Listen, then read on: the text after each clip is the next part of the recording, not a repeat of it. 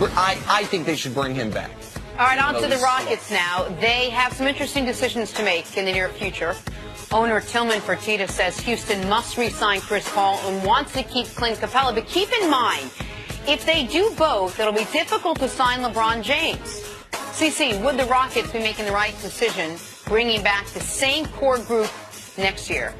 I mean, I think it could be a mistake if they avoided going after LeBron James, but I think that's one of their priorities. So if they don't get LeBron, that's one of their better options. I like, to tinker with the roster just a little bit. I was concerned about the defense coming down the stretch, how they matched up. Now, Luke Richard, is he going to be back? Is he going to play the prominent role that he played during the regular season? Because their bench got too short to beat the Warriors. Listen, I would go after LeBron, obviously. But if they don't get LeBron, I think they'd be crazy not to try to run this back. They were 53-7 this year with their big three, Harden, Chris Paul, and Capela playing. Are you comfortable with Capela having a max contract?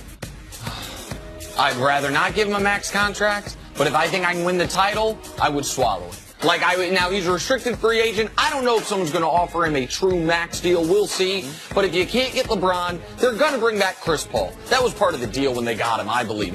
Chris Paul doesn't turn down the Clippers' offer. Wink, wink. Unless there's a wink, wink, we'll take care of you deal. Capela has exceeded his expectations. And quickly, what's the Capela, Chris Paul, James Harden record when the 53-7 over the course of the year. It's pretty impressive. Finally, both Andre Iguodala and Kevin Love's status for Game 1 still unknown.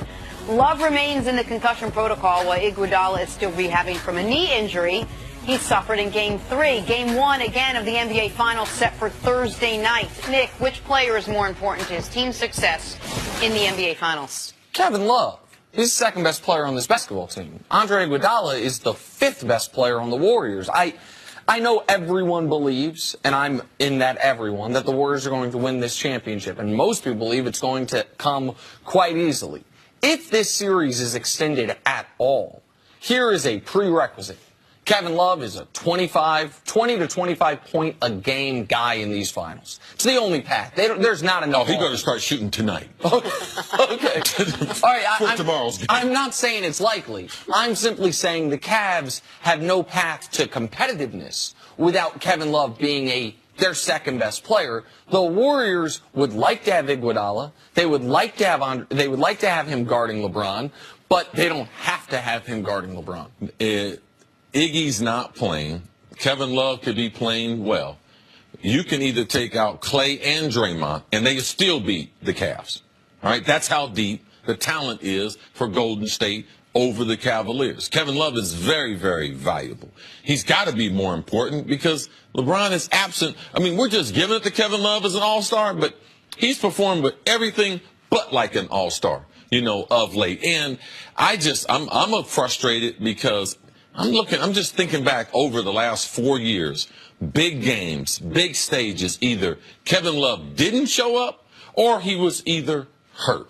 So I'm talking about a lot of games. And going back to year number 1, when they went to the finals, that series of injuries, to this season when LeBron played all 82 games, and he needed Kevin Love more than any other time. Remember, so year 1, obviously, he got his shoulder pulled out by Kelly Olynyk in the playoffs and missed the finals. In year 2, if you remember, he gets a concussion in Game 2 of the NBA Finals, misses Game 3. The Cavs blow the Warriors out in Game 3, and the question then was, are the Cavs better without Kevin Love against this team? Now, he obviously came back late in the series. He had the famous, you can call it a stop, defensive stand against Steph. But that Cavs team obviously had Kyrie Irving, and that Warriors team obviously didn't have Kevin Durant. Things are very different for both teams. And getting 10 to 15 points from your number 2 option is not an option. There's no way the Cavs pull out a win.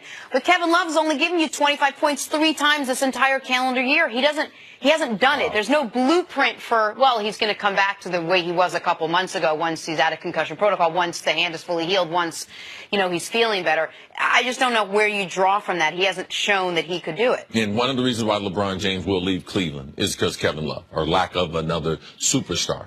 When you don't have 25, when you're playing with the type of shooters they're playing with the court space the way it is, with the skill level that Kevin Love is supposed to have, and you have 3 25-point games. LeBron played 82 games. No, that's one of the reasons why there is zero chance that LeBron stays in Cleveland. And the other person involved in this question, Andre Iguodala, while he's had a admirable career and he won a Finals MVP, the idea that he is some LeBron stopper is one of the most overrated things I've ever heard in my life. He won Finals MVP in 2015 for holding LeBron to 36, 13, and 9 over the series. He was healthy in 2016 when LeBron went 41 points, and then a 27-point triple-double to win the finals. And last year he was out there when LeBron averaged 34, 10, and 10 in the NBA Finals. So the idea that the Warriors have to have Iggy because he can stop LeBron, there is no evidence of that whatsoever. All right, we'll see Game 1 tomorrow night.